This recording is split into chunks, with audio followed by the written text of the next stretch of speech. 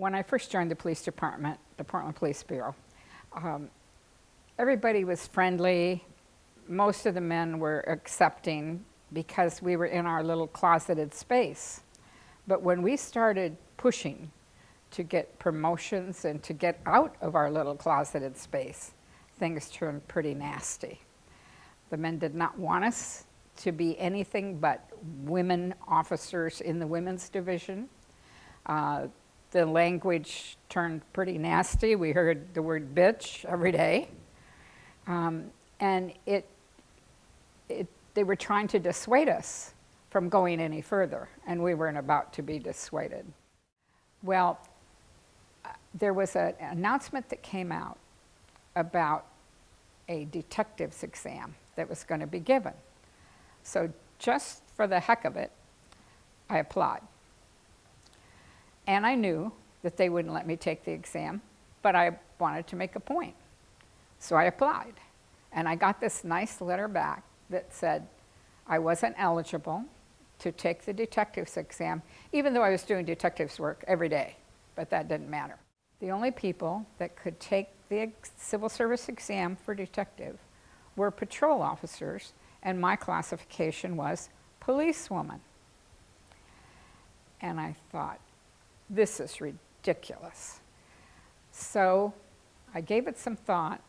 I went to the city council and asked them to please change the names of all the police officers to police officer, not patrolmen and not police women, but police officer. They were flabbergasted. They didn't know what to do because the announcement said, who could take the exam? Police officer. And so we did. Even though women could now take the tests, what would happen, and I'll use my own examples, when I was being interviewed in the oral interview for detective, they asked me what kind of arrangements had I made for babysitting if I had to work nights. And I know no other man was asked that question because I went and asked them. When we got the discriminatory questions eliminated from the process of promotion, I always came out either number 1 or 2 on the list. And the police department would, if there was someone ahead of me, they'd promote that person and then stop. If there wasn't anybody ahead of me on the list, they'd just not promote anybody. In fact, when I was on the lieutenant's list, I was number 1 on the lieutenant's promotion list. They eliminated 8 positions of lieutenant so they wouldn't have to promote me. Because I was the out front spokesperson for the women in the department, I got the brunt of the retaliation. So things would happen like on Christmas Eve, I would get a call from a deputy chief and say, oh, by the way, we're shorthanded. You have to come to work tonight at midnight, and then you have to work all night and then all tomorrow. And that was not necessary. That was pure, sheer retaliation. But there wasn't anything I could do about it. So I had to go in, I had to pick my son up out of bed, take him to a friend's house so that he could sleep there and so that he could have Christmas with friends and not with his mother.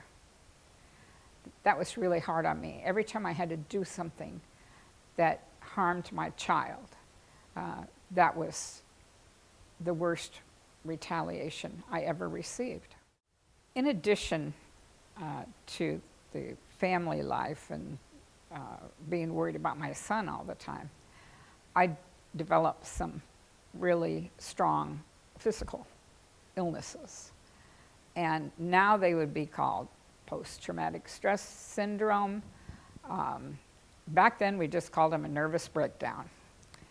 And I was off work for months at a time because I was having anxiety attacks and all those things, which, again, the medical community I didn't even recognize it for what it was.